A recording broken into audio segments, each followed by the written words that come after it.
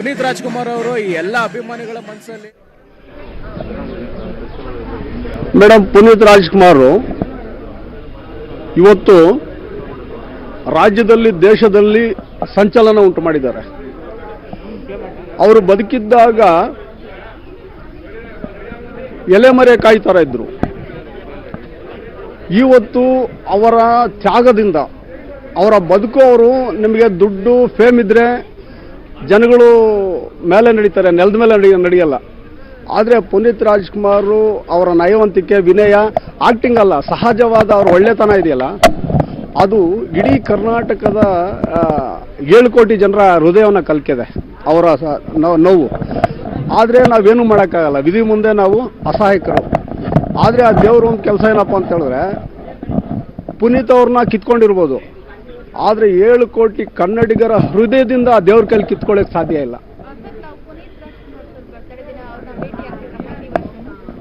ನಮಗೆ ನಾನು ಬಿಸ್ನೆಸ್ ಇದ್ರಲ್ಲ, ನಾನು ಇದು ಏನಂತ ಇದೇನಿರಲಿಲ್ಲ, ನನಗೇನು ನನ್ನ ಕೆಲಸ ಅಷ್ಟೇ ಇದ್ದಿದ್ದು. ಅದು ಪುನೀತ್ ರಾಜ್ಕುಮಾರ್ದು ನಾನು 15-20 ವರ್ಷದಿಂದ ನನ್ನ ದುಡಿಮೆಯಲ್ಲಿ ಸಮಾಜಕ್ಕೆ ಎಂಟಾಣಿ ಕೊಟ್ಕೊಂಡು ಬರ್ತಾ ಇದ್ದೀನಿ.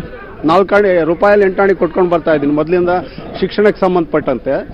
ಪುನೀತ್ ರಾಜ್ಕುಮಾರ್ ತೀರೋದ್ಮೇಲೆ ಪುನೀತ್ ರಾಜ್ಕುಮಾರ್ ತ್ಯಾಗದ ನೋಡ್ಬಿಟ್ಟು ನಾನು ಇನ್ನೂ ಸ್ಪೀಡ್ ಅಪ್ ಆದೆ. ನಾನು ನೋಡಿ, ಈ ವರ್ಷ SLC PUC ನಲ್ಲಿ ಹೈಯೆಸ್ಟು ಯಾರ್ಯಾರು ಸ್ಟೂಡೆಂಟ್ಸ್ ಇರ್ತಾರಲ್ಲ 80-90% ಅವ್ರಿಗೆಲ್ಲ ನಗದು ಬಹುಮಾನ ಇಡೀ ರಾಜ್ಯದಲ್ಲಿ ಮಾಡಬೇಕಂತಿದ್ದೀನಿ.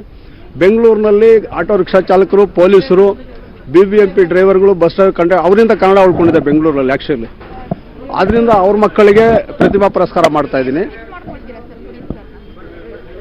ಮೇಡಮ್, ಈ ಪುನೀತ್ ರಾಜ್ಕುಮಾರ್ ಹೇಳಿದ್ನಲ್ಲ, ತುಂಬ ಹೃದಯನೇ ಶೂನ್ಯ ಆಗ್ತದೆ. ನಿಮ್ಗೆ ನೆನ್ಸ್ಕೊಂಡ್ಬಿಟ್ರೆ ಪ್ರಪಂಚ ಬೇಡ ಅನಿಸ್ತದೆ. ಯಾಕೆ ಗೊತ್ತಾ, ಒಳ್ಳೆತನಕ್ಕೆ ಅಷ್ಟು ಶಕ್ತಿ ಇದೆ.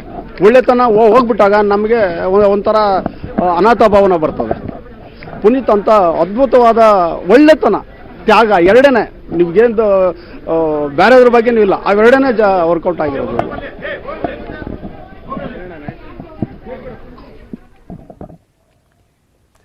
ಒಂದ್ ಕಡೆ ಪುನೀತ್ ರಾಜ್ಕುಮಾರ್ ಅವರ ಜೇಮ್ಸ್ ಕೊನೆಯ ಚಿತ್ರದ ಪ್ರದರ್ಶನ, ಮತ್ತೊಂದು ಕಡೆ ಅಪ್ಪು ಸಮಾಧಿಯ ಮುಂದೆ ಅವರ ಫ್ಯಾನ್ಸ್ಗಳ ದರ್ಶನ. ಇವೆಲ್ಲದರ ಬಗ್ಗೆ ಸಂಪೂರ್ಣವಾದ ಮಾಹಿತಿ ಕೊಡ್ತಾ ಹೋಗ್ತೀವಿ ನಾನ್ ಸ್ಟಾಪ್ ಲೈವ್ ಅಲ್ಲಿ ಬ್ರೇಕ್ ಆದ್ಮೇಲೆ.